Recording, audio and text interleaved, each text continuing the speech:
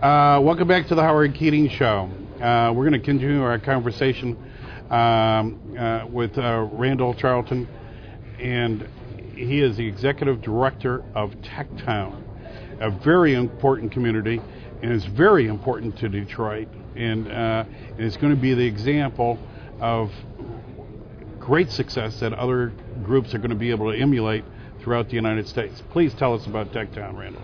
Well, one of the things that we've got at Techtown is about 250 companies, but small companies doing all sorts of business, and many of them are already exporting around the world. But in order to encourage that,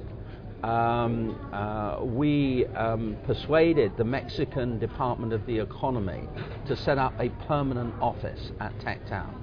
And they've got a very talented team there. And what they're doing is they're bringing Mexican companies to Detroit to learn about opportunities to partner.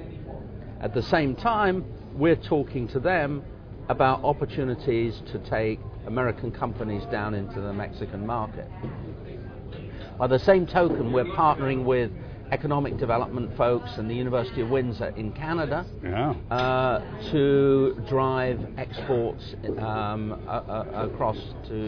across the border. And last week we had a sellout event, and I think you were at, in which we were focused entirely on what it takes to sell across the border and what Canada's looking for. And they're a major market. Great. It was the greatest seminar, too. Yeah, thank you. And they're a big force for us. And it's a natural thing for America. Let's go to Canada. That's our number one trading partner anyways. I think it's also a way to take some of the fear of exporting out of the equation, because you don't have to go far.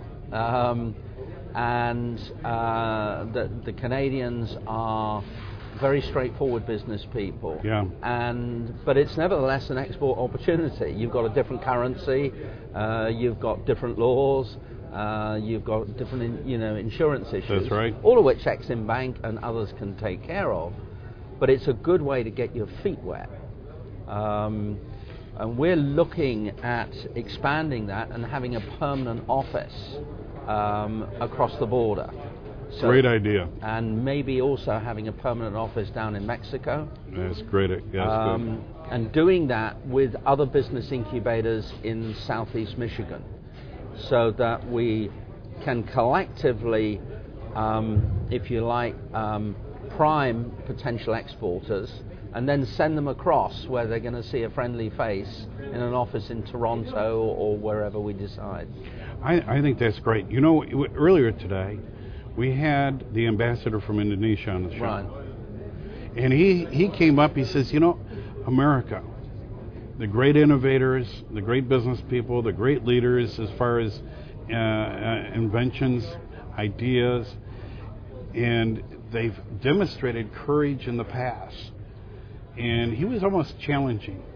Now, are they willing to demonstrate the courage of going global? Yeah, well... And that's kind of, I like to hear that, but I didn't like to hear that. You know what I mean? Because America is, we are a rock and roll society, so to speak. Right. And my gosh, they're looking for us to step up. They want to partner. They want to grow with your group. They want to grow with businesses in America. Yeah, and we have to. If you look at what the competition is doing, 12 out of every 100 companies in Germany are exporting on a regular basis. Right? 1 out of 100, if I can repeat it, because I think we've got to get it into our head, is all we got. And, the fact that in that 1 out of 100 are some of the biggest companies in the world is not the important point. It's not sustainable unless we broaden the base. We got to get going here. And I think we're pounding away in our way of doing things. This Export-Import Bank event has given us a lot of tools for small businesses to go forward. Commerce has given a lot of tools. There are more tools out there than starting a business in your own backyard. Yeah. I think, I was talking to someone who's been to this event for 30 years now, and this lady said this was the best attended event in their history. In their history. However, it's obviously impractical for thousands of small businessmen to come here. So I'm really fascinated by the next step that Exim Bank is proposing to take, which is to have these global access events around the country. And, as soon as I get back to Detroit, I'm going to be writing a letter to the chairman of Exim Bank saying, you've got to come to Detroit and we'll provide you with the facilities. Because I think, there is this national education of what's involved in exporting and the basic fact that Exim Bank and others can take the risk out of it. The president of Exim Bank said he was in the sleep business yesterday. Wasn't that a great line? Yeah, which is a great line. Great line. He's giving people the comfort to not to wake up in the 3 a.m. and say, oh, that stuff I sent to Russia, am I ever going to get paid? That's right. Well, the answer is they are, because if you do it right, you insure it. And you actually are at less risk if you do it right exporting than you are selling locally, where you can't always insure deals. So he did a great job. He did a great job. They've done their end of it. We got to step up now, and we got to start going back. We can minimize risk by working with these different groups in Washington, D.C., but also let's get a partner in these countries. Somebody that knows the turf, knows the laws, regulations, the customs. Let's just partner up. Yeah, well... Yeah, and they got a stake in this whole thing. Trying to do everything yourself is going to take you forever. And let me tell you don't need to. One of the big secrets that I learned early on in my exporting career is how much help there is out there. Mm-hmm. And, let me just give you one example. You get on a plane and you go to a country. I'll pick a country, Belgium, right? You stop the night in a hotel. What's the first thing you should do the next morning? Get round to the U.S. Embassy, to the Department of Commerce division of it, and say, here I am. You probably send them an email beforehand, letting them know what you're interested in. Very often they'll have done the market research for you. And they say, look, you've got to speak to this company, and this company, and this company, and here's a map. And Hertz is round the corner, now go do it. And they'll set up the meetings. They will set up the meetings. They'll very often host receptions. Unbelievable. So, in many ways, you may feel you're going out on your own. You're not.